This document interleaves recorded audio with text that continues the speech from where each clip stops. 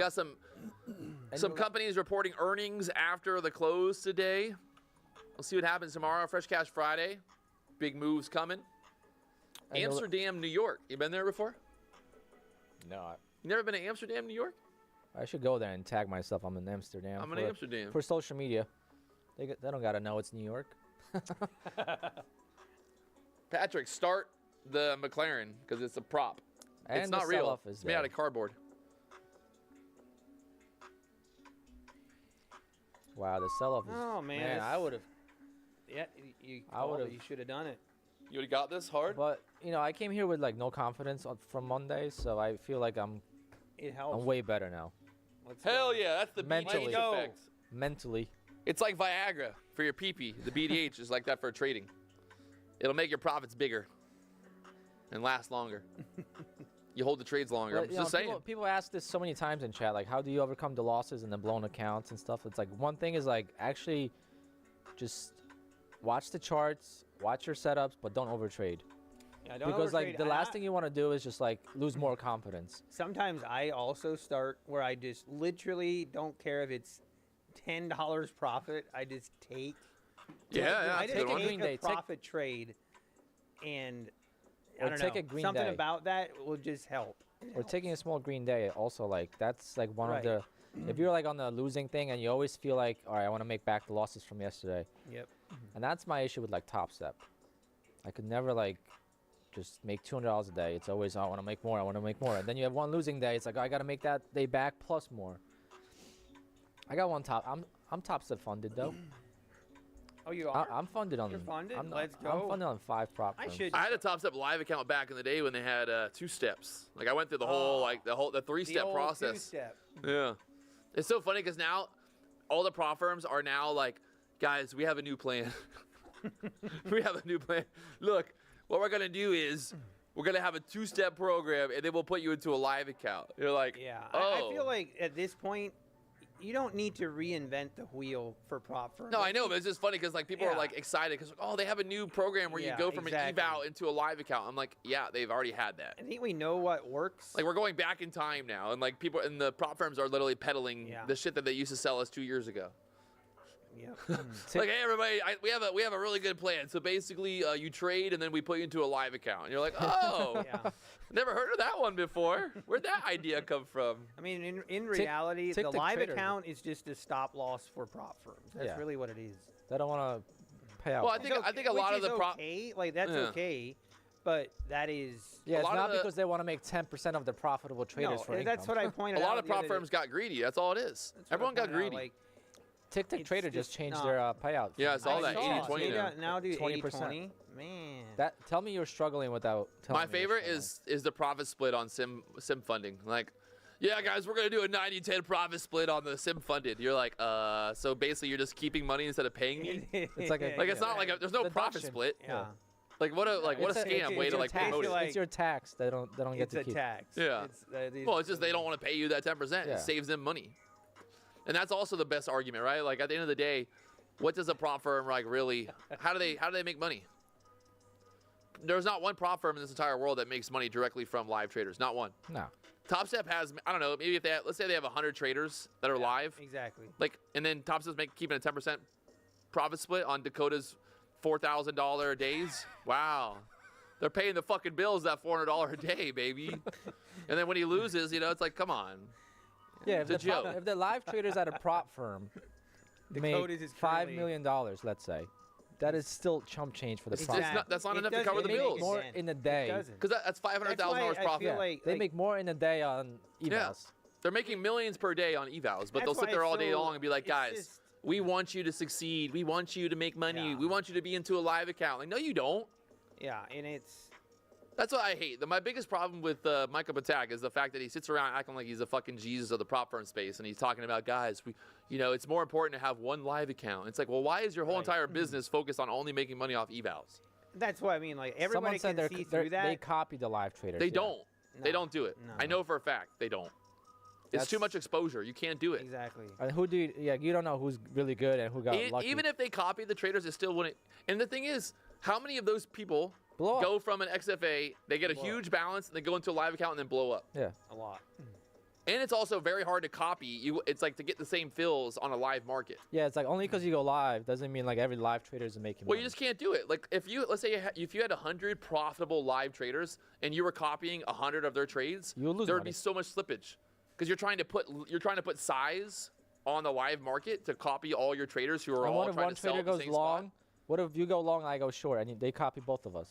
Then how are they gonna make money? Exactly. Unless it's multiple, unless it's a different account for every trader. They're not doing it, and then they act like, oh yeah, we use a proprietary algorithm to to make money off the data of all of our traders aggregated. Like, no, you're not. Like, we have all of our traders, what they're buying and selling, we aggregate it. Like, yeah, get the fuck out of here. Yeah, it's I mean, it's just my biggest gripe is when these prop firms act like they're like doing us all a favor. Right, like it's a business. It's a fair business. Like when I go to casino, it's a fair business that we understand. Both parties understand the business. But don't act like you're saving me. Don't act like you're helping me. Yeah, and it's like, and people also the only thing that I would say that it actually like helps us is, like, if people that actually want to learn how to trade, like that actually it allows you to do it at a lower cost. 100%. That is what helps us. But your business doesn't help us. Right. You know what I mean? Like your business model does not help us. Like they don't hope that every single trader makes money. No, fuck no. No, exactly. It wouldn't make any sense. If every single trader at Top Step got a payout, they'd be fucked. Every prop firm would be fucked. Every prop firm. But I'm saying like the market wouldn't exist. Yeah. Yeah, and it's also, but then real market wouldn't exist if that was the case. Right. People then look at that and like, well, it's predatory. You're going after the new. In the chat is going to tell me how prop firms work. A real prop firm. Because I've never talked to anyone at a prop firm before. I've never worked with a prop firm ever. People are comparing like S&B. Yeah, because it's not the same. It's different. It's also totally different. That's a whole. Those guys are trading large caps. They're fucking. You can put size on. And if Alpine Trader is trading Nvidia every day, yes, I can copy trade him because there's plenty of liquidity. Exactly. And he's also not trading fucking every little tick in the market. Those guys at S&B are not fucking scalping. But they're not even copying them. They're not. But traders in order to qualify to be a trader at S&B, you actually have to be good. Exactly. Like I feel whoa, what's going on? The market popped the blue pill and something has happened. We got boner candles. Trump tweeted. Something just happened there. Wow. I don't see any news across the board. Immediately revert. Like immediately. Hopefully no one bought that. If you did, I went max cons, but if you did, don't worry. Yeah, someone said S&B profit splits like 60-40. Yeah, that's what I mean. Like, but they like. I feel like but trading prop stocks firms should be called something different because, it should be like online prop firms maybe or something because the actual prop firms like brick and mortar prop firms, it's really not even. You cannot compare. You can't compare the two. Totally different. Like we're not even trading. I mean, they're also making all their fucking money off of the education. In the training, like you're like for Top Step, like they describe you as an analyst. You're not a trader. So like people ask me in chat, like, what do you tell your accountant? Like, do you have an accountant for trading? I'm like, we're not trading. This is like a regular income as if you have a business. It's like you're a contractor. Yeah. You're a 1099 contractor. Like, don't tell your accountant that you're a trader and you have this. No, like, they're gonna be so confused. They're gonna ask for broke. Like they're gonna. My accountant says looks at my bill and like all these like fucking $50 resets or whatever. Like, what are all these resets? I'm like, I don't know what those are. Like, those are commissions. Your accountant's probably. No, there's a section for that. There's cost of trading. I mean, for me, it's we're different though, and right? Because we're streaming, so we can write it off as an expense for all that. So like, it's different. But anyone can. No, anyone can. Anyone can. I know, but I'm just saying, from the way we do it, it's different because our accountants can be like, this is how we make money, right? We make money with the live stream, so it costs a business. True. But I want to point out like something to talk about the casino. The thing is like about a casino, right? Everyone knows that the odds are fucked. Like you're going to a casino and you know that you're fucked. Edge. Right? But you don't go to a casino and the casino doesn't sit there and go, okay, Patrick, this is what you should do. You should scale. You should only put one trade every 5 minutes. One management. Don't play roulette for longer than 15 minutes at a time. Like imagine if the casino told you like all that. So that's like my thing is like if you're gonna run a prop firm, run it, have a fair prop firm, but don't sit there and try to educate me on trading. Because like what is it? Because at the end of the day, like what is your actual incentive? Yeah. Do you really want to teach us how to trade? Like that's the thing with Top Step. It's like it's so conflicting. Yeah, they sit there all day long and act like they're fucking the geniuses of the prop firm space, and it's like, what do they actually do?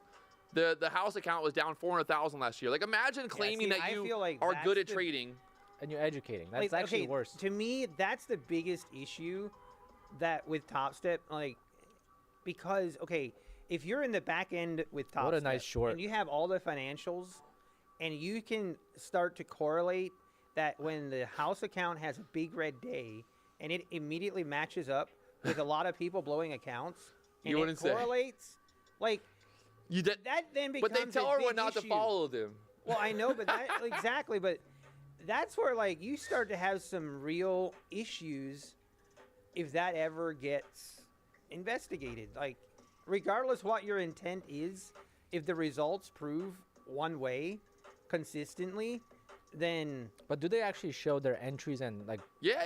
I've never watched Top Step TV. Like, I always just skim through it to see. And it's like even if they have good intent, it's like to me that just it doesn't. That and the guy that makes issues. The guy that actually makes money gets kicked off. That was Andre telling somebody about their risk management. I'm like, wait, Andre, you got the house account lost $400,000 last year. How was your guys' risk management? But they'll sit there and tell you all day, yeah, but it's fine because we lost $400,000, but like we showed the process. Our traders are they're so good that we just wanted to show you what it's like to lose. But it's all like I said before, like if I was 60, 70 years old and I was like, I'm an ex-trader and I'm still like having to sit on YouTube and like talk about my book and all kinds of bullshit, like I'm failed. I've failed at life. I'm not trying to be on YouTube when I'm 60 years old. No offense to old people, but like. Yeah, I mean, I get that, but some people just love to do it. So they don't. Shut the fuck up. They do. No, they don't. Yeah, You're so full of shit. They want to make money. They're getting paid to be on that fucking show. They're selling their fucking Discord. They're selling their book. Come on. There is nobody on fucking YouTube that is just simply like, I just want to help everybody. I don't care about making money. But it is possible to enjoy something and also make money at it. Like my goal with YouTube was to make $1,000 a month so I could buy myself a car and pay for the car payment. That was my goal from the very beginning. Yeah, but you wanted to make money. Yeah, like we all want to help. We want to have like entertaining, but like at the root of it all, like we're here to make money. So like to sit here and be like, guys, I don't care about making money. I don't even care about trading. I just want to help you. But I guess my point is both can be true. You can obviously you do it to make money, but you can also enjoy it at the same time. But again, it's like if I'm 80 years old and I'm like still preaching about how I know how to day trade, it's like I failed. Like it's like I failed. Like that's what it is. You failed. You did. You failed. Maybe. Because there's better things to do when I'm 80, bro. I'm fucking hanging out with my grandkids. I guess that's the insinuation of that there is something better to do. Maybe there's not. Maybe there's not? When I'm 80 years old, do I want to sit on YouTube and still try to like explain how to fucking trade? Like what a terrible fucking life. I got nothing else to do. You can put on your red bikini and go to the beach. Some people have tons of money and they don't need to make more. They honestly just want to help. That's such fucking bullshit. Nah, that's not. I have never met a fucking millionaire that's like, Patrick, I am so rich that I no longer care to make more money. I just want to help people. No, I don't agree with that. When I had a DJ office, my landlord was really like a crazy guy. He invented something for like. Okay guys, we got to the 5K. I already uploaded the first part of this video because I don't want them to be more than 20 minutes long. It's very boring. You can put them at 2 times speed, so it would not be that long for you. Okay, so we're still finishing the details of the Autotrader. Okay, so we'll be ready end of month. If you are interested, just send me an email. Okay.